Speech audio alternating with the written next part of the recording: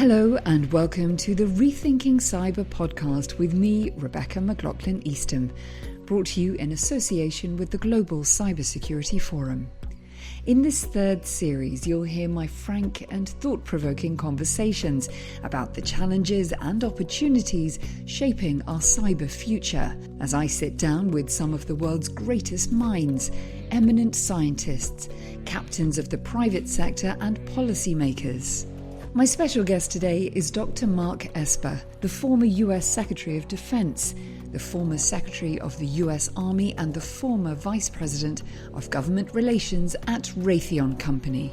Throughout his career, he has gained unique insight into the evolving role of cyberspace in global security and defense, and he has first-hand experience of applying military principles to counter physical and cyber threats. It's great to have you in the studio, Mark. Thank you for your time. Oh, it's great to be here. Thank you. Let me start by asking you for some insights from the Pentagon to the private sector. Let's get your take on how defense and business leaders can implement effective cybersecurity strategies to really ensure the resilience of national infrastructure. What would be your take? Yeah, it's a great question. And of course, in many ways, business leaders and defense leaders look at the issue the same way, in other ways very different. And of course, I've been on both sides of that ledger. So from a Defense Department perspective, you think about cybersecurity, cyber activities from multiple vantage points. One is at the tactical level of war, where fights and battles take place. Another is the operational, and then the strategic level of war, when you're thinking about geopolitics and what is the end state that you're trying to achieve. And in this case, you see clearly an overlap between what defense would regard as very strategic and what the government, the commercial industry would see as strategic. So take, for example, ports, airports, seaports. Those are the means by which the United States military moves a great deal of its service members, its equipment, its supplies from the United States to a theater of war. And so I'm always very concerned about the security of our ports, airports, the ability to move goods, men and material from one to the other. And obviously, resiliency and protecting infrastructure these days is extremely important and getting more important. But then from the business side, this is something that matters to business, is you want to make sure that in both defense and business, you've hardened your networks, that you're shoring up any vulnerabilities, making patches, doing whatever's necessary so an enemy, an adversary, a competitor can't get into your system in the first place. But then beyond defense, you have to build resiliency. So the assumption we assumed at DoD, the assumption that now that I'm back in the business world, we assume, is that they are going to get in. And so how do you isolate that? Are you resilient enough to respond quickly to get your systems back online, to protect your customers or your clients' data, to protect their privacy? So all these things kind of blend together, but you see some common themes and principles: hardening, defense, resiliency. And then the government has the ability, of course, to play a little bit of offense here as well. How do you bolster cross-sector collaboration? Partnership must be so important. It's very important these days. You know, we talked about the cyber business going from hundreds of billions of dollars to, I think, 10 trillion plus in the coming year or two or three. It's a tremendous amount of money. But at the same point in time, the amount of ransomware attacks, of espionage, of IP theft is also increasing at double-digit percentage points. So you have to find out a way to address those both. Now, of course, you know, the easy answer is a collective security or a collective approach where you're addressing not just the threats to your digital networks, your cyber infrastructure, all those things.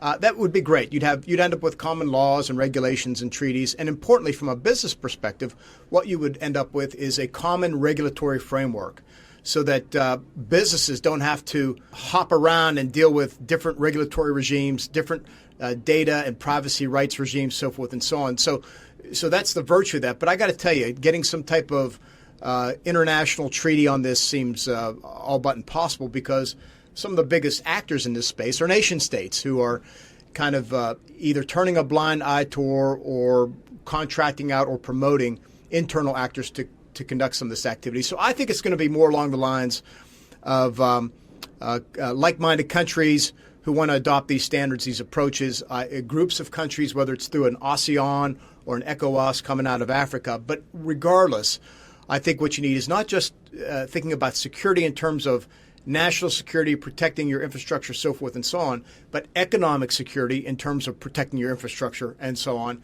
And then related to that is making sure that you have a really clear, predictable, standard, common regulatory network framework by which business can operate as efficiently as possible from country to country to country. Understanding that military concepts like deterrence can be adapted to enhance critical infrastructure cybersecurity, what does operational readiness look like in cybersecurity, and what steps are needed to achieve it? Well, when I think about operational readiness, I think about, again, can you respond quickly? Are you prepared for an adversary's attack? Are you constantly thinking through, if I was attacked right now, or if somebody took my data or part of my data, what would I do? How would I respond? What are the next steps? I think you have to be prepared for those things.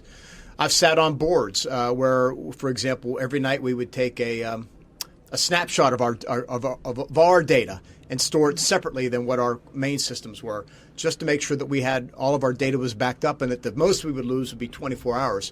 So I think you have to think about readiness in those terms. But look, that costs money. That takes investment in people, in technology and machines, and in people who can kind of manage all of those together. And so this is another aspect of business today that prudent leaders are obviously very keen on. Is it fair to say that cyberspace has reshaped traditional defense strategies and military operations and continues to do so at quite a pace? Oh, absolutely. I mean, we're old enough, I hate to say, at least I am, that we remember in a world without cyberspace, because it only goes back, 15 years, maybe 20. And so we didn't have to worry about cyber threats, cyber attacks. But from a military perspective, there's also opportunities. So, for example, if you're going to conduct some type of attack, you could disable their electrical grid, for example, and therefore shut down their air defense radars. And you could do things like that in a non-kinetic way that would make it easier for whatever your assaulting forces plan on doing. By the same token, you can warn an adversary just by turning off their electricity that you can do more. And so maybe you can back them off from doing things. On the other hand, the counter to that is, and we see that a lot these days, it's an asymmetrical threat. So whether you're a rich country, poor country, big country, small country, if you're from the north or the south, it doesn't matter, east or west. All you need are some clever people that have the technology, the laptops, the systems, whatever it takes, and you can really present an adversary, a larger adversary, a more capable adversary with a series of threats that they have to deal with. You can undermine them. You can steal their technology. You can conduct espionage. So now we have to deal with those types of threats from a Department of Defense perspective, and then, of course, from a broader governmental perspective when we think about how do we fend off adversaries. We're asking all of our guests, Mark, what concerns them the most in the cyberspace currently, and also what inspires them with a long lens for the year ahead. The one thing that concerns me most, it's maybe not traditional cyberspace as we've been discussing with regard to espionage and IP theft or ransomware, but it's social media. I'm very concerned about social media. As a former Pentagon Defense Secretary, I know how to deal with cyber defenses. I know how to play cyber offense. I know how to build, or we know how to build the units, the people, how to train them, how to build the technologies, innovate, to do stuff like that, to deal with the modern battlefield or the modern battle space as we see it now. What I don't have an answer to is how do you stop what's going on with social media, the turmoil, the divisiveness, the anger that people are throwing back at one another all the time. And at least in the United States, it's tearing our country apart. It's ripping at the social fabric. And, of course, we're in the middle of a presidential season. So you see our presidential, our democratic systems being undermined as well. I don't have a good way right now to address it. I can throw out some problems, some possible solutions, but it's something that affects us all, and it's really tearing apart our cultures and our social dynamics. That concerns me the most. Do you see that getting better or worse depending on a change of administration or not in November? It's hard to say because, I think a lot of the political movements from the far left and far right are actually transcending their leaders in many ways. And I'm hoping it's not a new dynamic. I'm hoping it's a fad that goes away at some point in time. But we really need to calm things down. Look, we've seen it explode into political violence. We've had people in the United States, take action against political leaders from both parties related to politics, and in some ways they've been spun up by what they're hearing and reading about, and a lot of it is misinformation or disinformation coming across social media networks. And we have to find a way forward that doesn't, by the way, infringe on people's First Amendment rights or allow themselves to express themselves in a public space. Lastly, what inspires you? What gives you hope? Well, with any new technology, you get it's a gift of opportunity, and then you have to manage the downsides. And I'm afraid at this point in time, I see a lot of downsides, maybe more than I see the upsides. But look, I do see folks talking about collective action on some of the pressing issues of the day.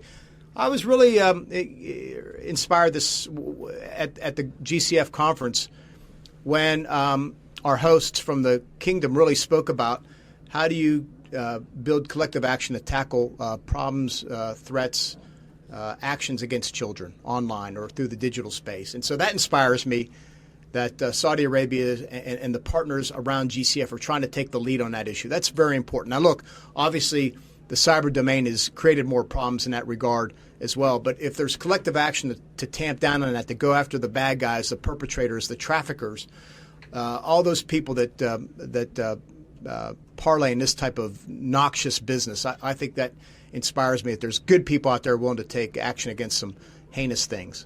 It's a perfect note to end our discussion. Thank you very much for talking to me today. Thank you very much. It's been great to be with you and your audience. And so it just remains for me to also thank you, our global listeners, for tuning into this podcast. And do find more episodes in the season on Apple and Spotify. Another podcast is coming soon, so be sure to follow GCF on social media for updates. And I also look forward to welcoming you on the ground in Riyadh at the 2025 annual meeting of the Global Cybersecurity Forum. Until then, take care and goodbye.